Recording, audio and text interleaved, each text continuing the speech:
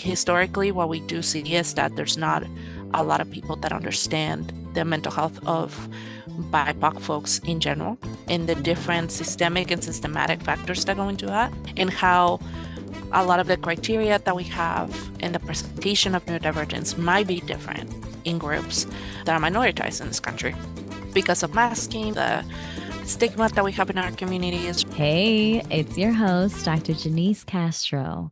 So, on today's episode, we will be talking about neuroaffirmative care. Dr. Gabby Hurtado Alvarado, a licensed psychologist and the co founder of Prickly Pear Therapy and Training, is about to drop some gems. She is going to share with us what neuroaffirmative care is, challenges that show up for BIPOC folks who are neurodivergent in getting proper care, and suggestions on how they can advocate for themselves. So let's get to it. Alvarado, who is a licensed psychologist and co founder of Prickly Pear and the director of clinical services and networking. At Prickly Pear, it is a Latine trauma-informed and culturally affirmative practice.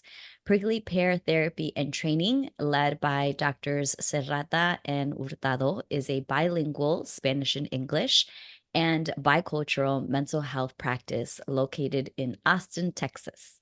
The practice provides interventions that are understanding of the experiences of trauma and multicultural lens. Their clinicians are experts in Latinx mental health and leading professionals in culturally grounded care. They work to facilitate healing from painful emotions through a collaborative approach centered in empowerment and hope. Thank you so much for being here, Doctora Hurtado.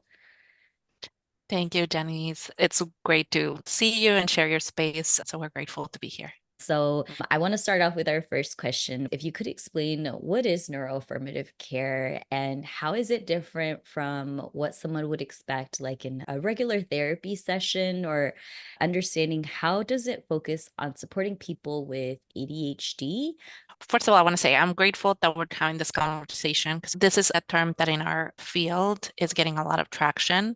Neuroaffirmative care to me is care that centers neurodiversity in the needs of neurodivergent individuals. And so what that means is that we are aware of what neurodivergency is and how it shows up in the room, and we honor our clients' needs for support, accommodations, and meet them where they're at. That means from the way that we communicate, from the way that we have our system set up, to the way that we conduct therapy and we do assessments.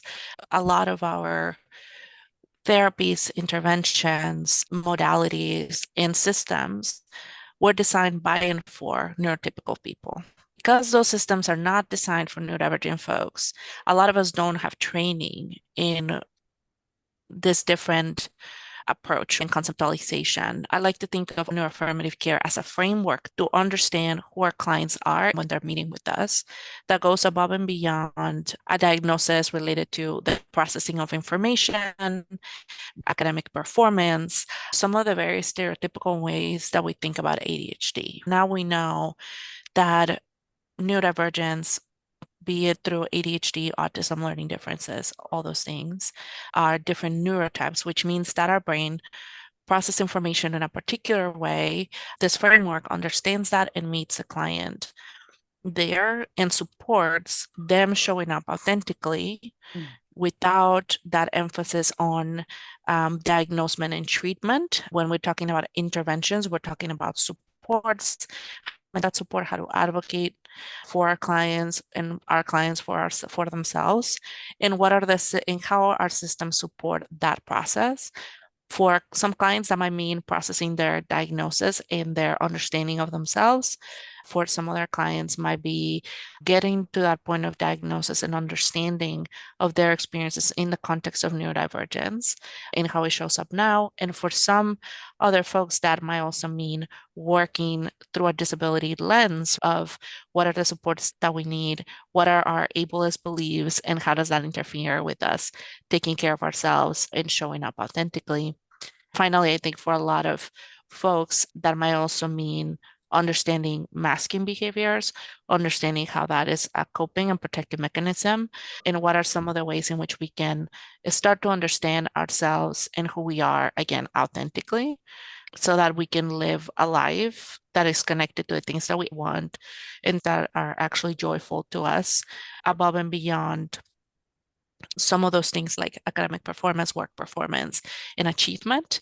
A lot of us have internalized that. And how do we move away from that? Yeah. Thank you so much for giving such a great summary as to what to expect when it comes to neuroaffirmative care, because there's so many parts to it, is what I'm hearing, right? There's the piece Mm-hmm. of one, if there's the assessments, right? Like trying Mm-hmm. to ensure that the assessments that are being provided to clients are ones that are coming from a place of neuroaffirmative care.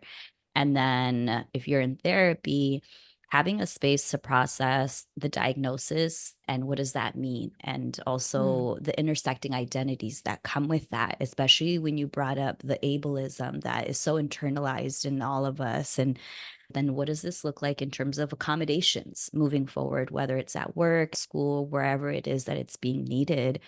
And the stigma that occurs, especially within the Latinx community and in a lot of BIPOC communities, where Yeah. this idea of having a disability can feel very shameful, which Mm-hmm. goes back to that conversation around the acceptance of the diagnosis and what does this mean Right. about the person.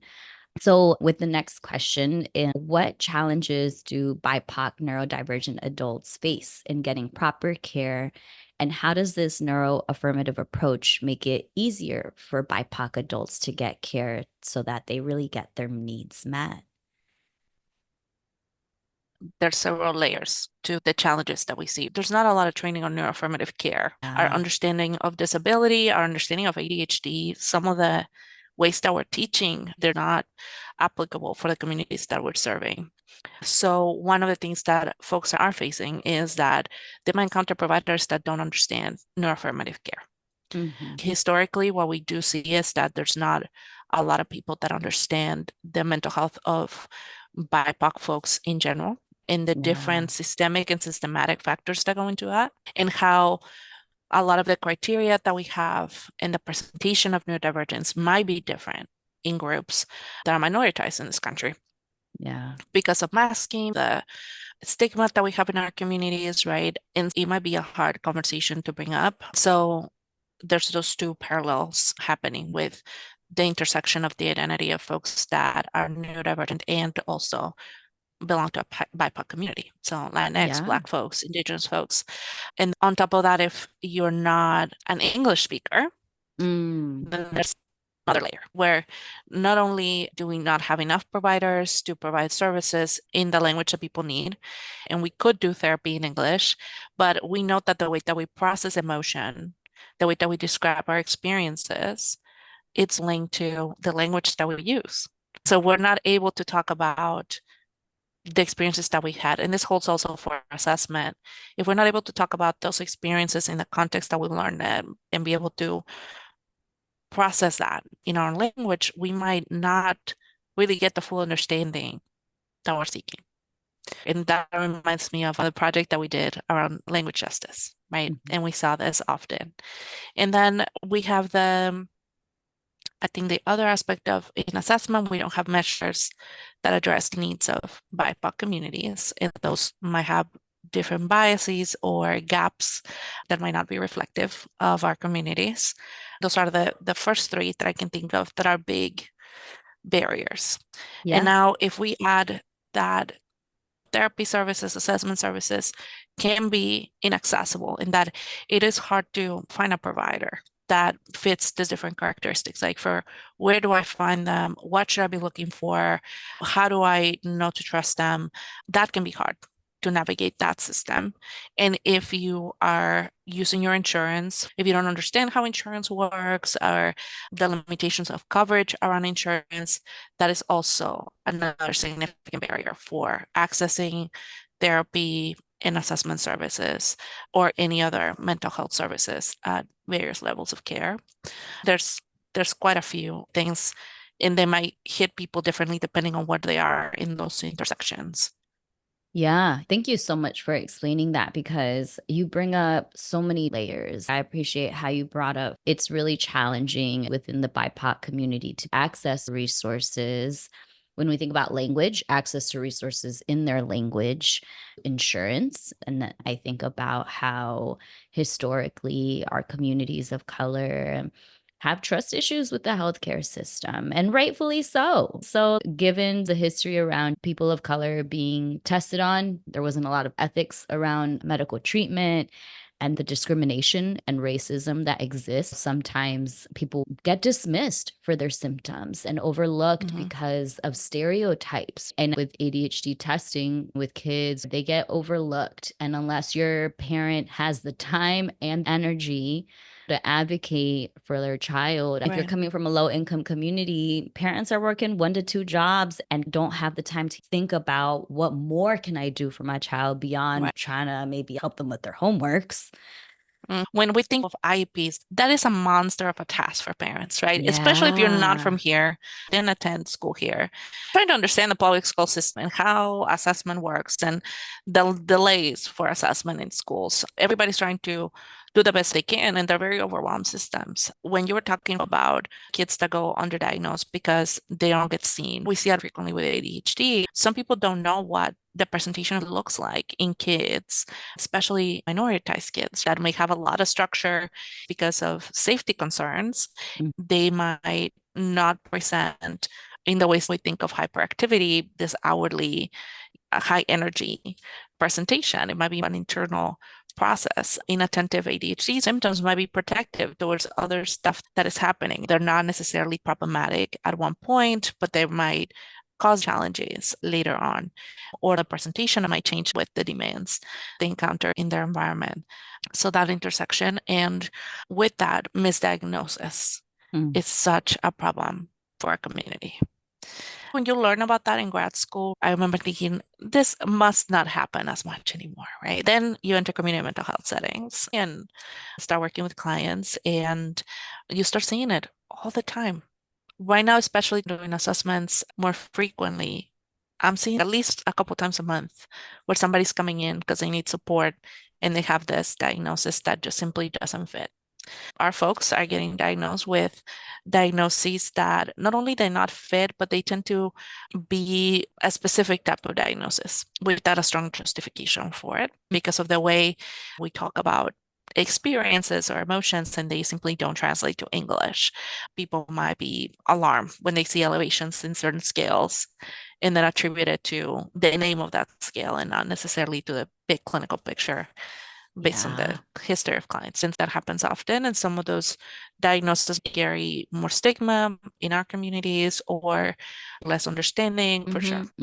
I really appreciate how you brought up this importance of looking at the big picture, the big clinical picture, which is why assessments are so helpful, which is why we encourage people who may suspect they have ADHD to do like an actual, assessment or diagnosis because misdiagnosis continues to occur, unfortunately, especially within communities of color. I also think about how, like you brought up, it may show up differently later on in life. And people overcompensate and not realize they Mhm. have ADHD until later on, maybe a Yeah, big stressor or life change or transition to get the care that really meets their needs. It's a process, especially when we right. think about how some clinicians may not understand neurodiversity. I remember, and I'm sure you can agree, like when I was in grad school, the term neurodiversity wasn't That's not a talked thing. about. Mm-mm, Yeah. mm-mm.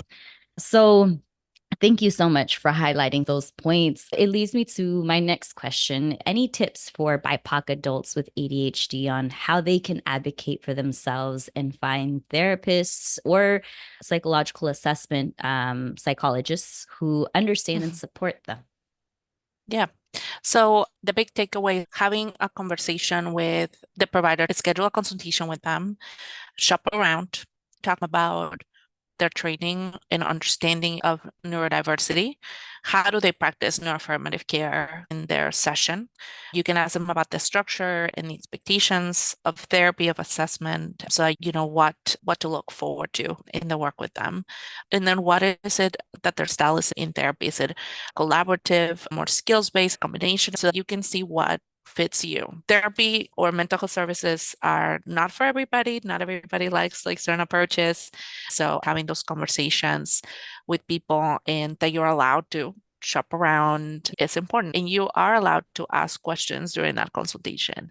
You're interviewing them to see if a good fit to work together. They're going to get to know a lot about you. And so it is important you feel comfortable that you can trust. In regards to the cultural part, asking questions around that. Are they familiar and comfortable working with people outside or within their community? Because there's people that have listed that they can speak a language but they don't have the cultural aspect that they can ground in the room. Asking about those things because they matter, and the way that we connect with one another might be different than mainstream approaches available. Yeah, definitely. I think asking those questions and knowing that as potential clients, you are also interviewing us as therapists and ask that question around culture, because there might be clinicians who speak a different language, which that's great. And also, we are more than just our language. We are complex human beings who bring different layers in how we identify with our culture or our ethnic and racial identity.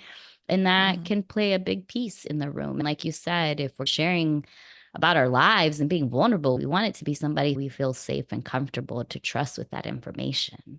And that gets it, right? You're not going to spend half of your session educating a clinician on things that you would expect them to know. A space for you to bring your concerns and to focus on that, not you providing context for your experiences outside of course, the individual aspects. Yeah, because that is part of our jobs as therapists, is that we go out and we read the books, consult so that we get that knowledge around the culture. Clients aren't paying us to teach us.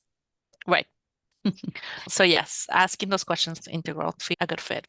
Well, thank you so much. I Absolutely. appreciate you sharing this wealth of knowledge around neuro-affirmative care. What does that look like? How people can ask questions, the challenges that come up, also ways people can advocate for themselves. As we wrap up, I do want to ask, what's the best way that people can contact y'all at Prickly Pear, and any offerings you'd like to share? Thank you. The best way to reach us is through our website, pricklypeartherapy.com, or our social media, Prickly Therapy, at Prickly Therapy on Instagram, Facebook, and Twitter, or X now. We usually post a lot of educational content there. Right now, our team is working on a mental health challenge and putting different things that we can do to take care of ourselves. And you can also ask us questions if there's any resources that we can share or something relevant to mental health. In our practice, we're doing assessments and trainings around that. So if you have questions or you'd like to connect around that, we can definitely do it. Yeah, I remember I attended some of the trainings around neuroaffirmative care that y'all offered, and I thought it was so great. So I really encourage folks to reach out if you have any questions, and I'll make sure to include the contact information in the show notes. Awesome. Thank you. That was such a wonderful talk with Dr. Gabriela Hurtado Alvarado. I love to say her name. It was such a pleasure to have her on Latine ADHD podcast to talk about neuroaffirmative care. Now we know what to look out for if we're looking for a clinician or trying to get assessed for ADHD. I love how she touched on so many different layers that there are to being able to get access and proper care for BIPOC neurodivergent adults.